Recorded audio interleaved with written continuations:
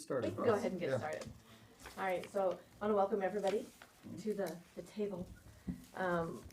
So just to make sure that everybody knows, this is just a special meeting, this is a special meeting for Mason County and the city of Bremerton, and we are so happy that you guys are here so that we can, I guess, continue or go face to face with everybody. So I want to welcome you here. I would welcome the mayor, but he's not here yet, so as soon as he gets here, we'll welcome him. But I would like to welcome Councilmember Younger, and you're the president of the council, right? Okay, yes, welcome. Thank you.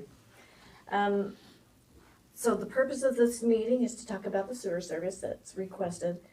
And our staff is well prepared to move forward. Since this is just a special meeting, there will be no public comment. So just to let folks know that there's no public comment yet. Well, this will be the first of many meetings, I'm sure. And so with that, let's go ahead and start with the introductions. Commissioner Tarswell. Pat Tarswell, Mason County Commissioner, District 2. I'm Mark Neary, I'm the Mason County Administrator. Randy Netherland, Mason County Commission, District 1, the one that touches your city. Oh, okay. Richard Dickinson, Deputy Director of Public Works, Utilities and Waste. Stephanie Berman, Finance Manager, Public Works. Eric Younger, City Council President, City of Bremerton. And I'm Ned Lever. I'm the city engineer for the city of Bremerton. This was Loretta Swanson, our Director of Public Works, who is now a vacant chair at the moment. Looking for the mayor, who hopefully will sit here. I'm Sharon Trask, currently the chair for the commission. Yep.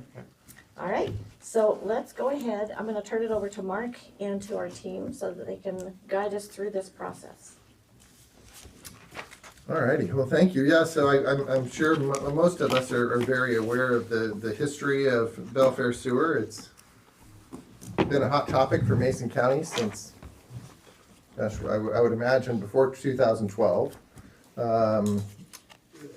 I think in that area that they saw development coming to that area. They kind of projected development to be hot and heavy.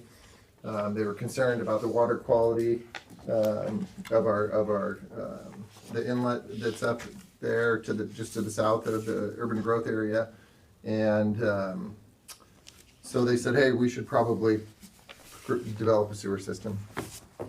So they designed the sewer system, to my knowledge, based on the size of the urban growth area, and they said this is what we need for potential build out.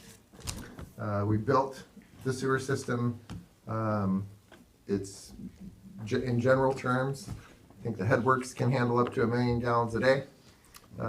We have some other components of the sewer system that are built to handle that. So our holding ponds and and the waste area that they have, if they have to hold sewer off to the side, Richard can Reject water pond. Reject water pond. Yep. Those are all sized for that 1 million gallons a day. The actual structure is sized to handle the amount of bladders that could process 1 million gallons a day. So 2012 is when we started. We had 406-ish customers maybe at that time, and when I came here in 2021, we had about 406 customers. So ERUs, 286 customers. Okay, thank you. Some of those being commercial and Sure. having more ERUs. Yeah, so the expected growth there did not occur. And for those of you that are familiar with how you finance these types of operations, you usually issue bonds and you hope that you get enough customers coming in and paying a capital facilities charge that can actually fund the annual installments associated with those bonds. Since that didn't occur, the county was really put in a difficult position and had to look at alternative funding sources. So for a long time, the county has supplemented the bonds with real estate excise tax and .09 funds. So counties actually have access to .09 funds or rural sales tax. The intent of those funds is to promote economic development. So they're a little less restrictive than real estate excise tax monies. So we were able to use those. And since I've been here, it's been a supplement of about $450,000 a year from .09 funds and $800,000 a year from real estate excise tax. So significant investments. And approximately a little over 11 million to date, correct? Is total, okay. Yes, between the two. The commission back in the day also said, you know, hey, let's look at this, and we have an amazing treasurer that was looking at the revenue bonds that were there, and we had auditors coming in and saying, hey, you guys are unauditable.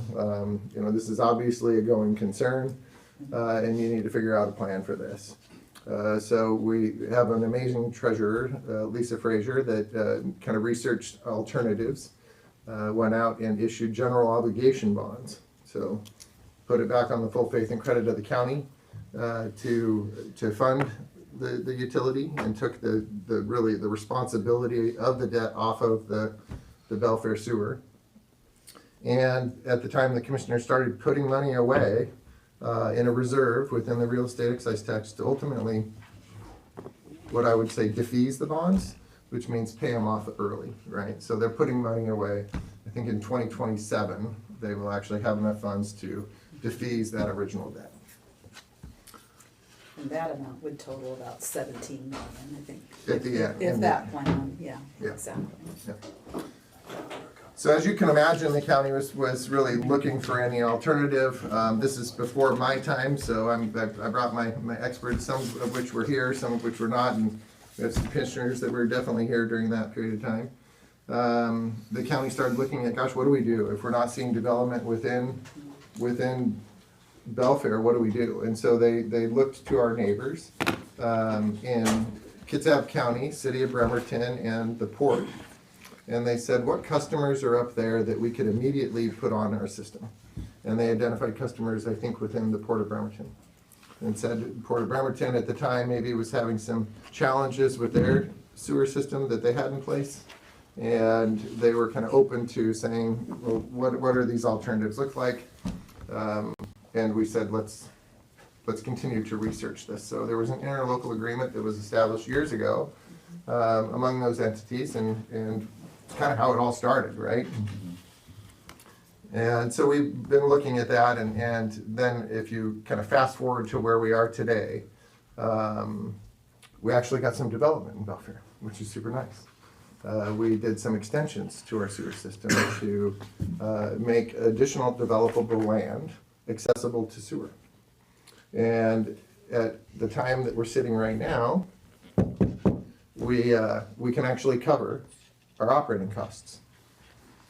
Not the full-on capital, but the health of the Belfair utility is in a very different position right now. We are sitting with about 4.5 million, 4.3 in our reserves from the connection fees that we've got from that development. And the customers that are currently assigned to the system are actually able to cover those operational costs. So a very different position today, which is, it's nice. It's been a long time coming. Congratulations. Thank you. Right. Yeah. I don't recommend it, right? Right. But I think that's often a challenge that governmental entities find, in that when we identify urban growth areas and we go in and look at the infrastructure that's necessary to provide public service to these areas, we have to take some risks sometimes. And those risks are, is development going to come, and how fast is it going to come?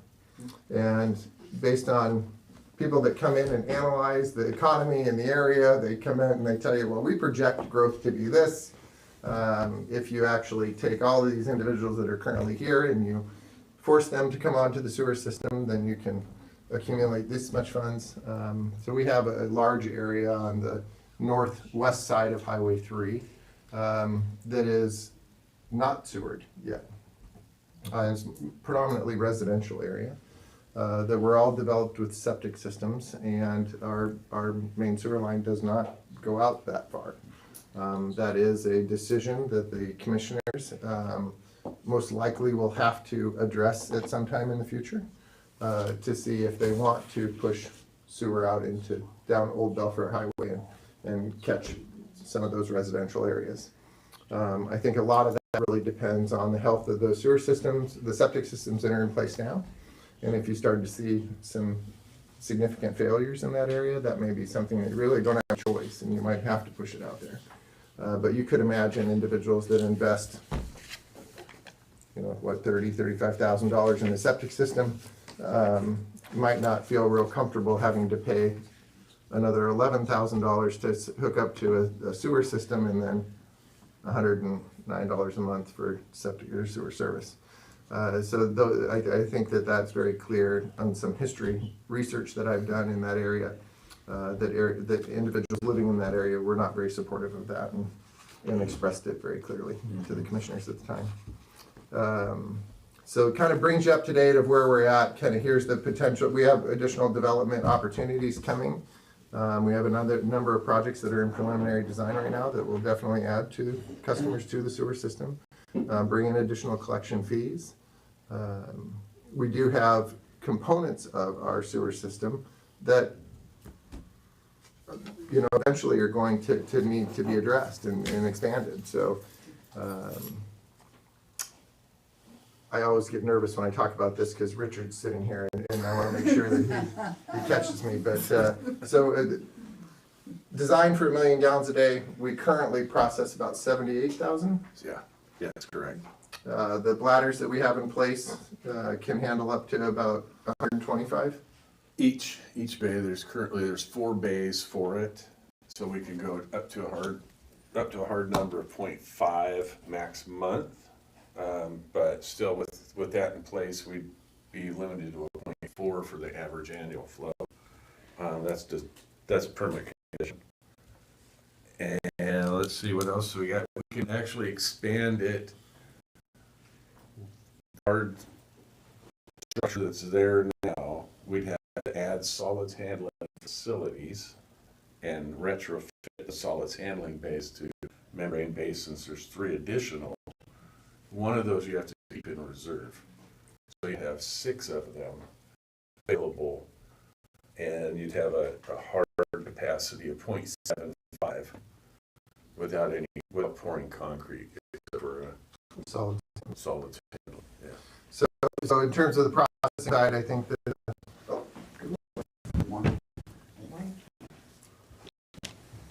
Mayor? in terms of what will be necessary to continue to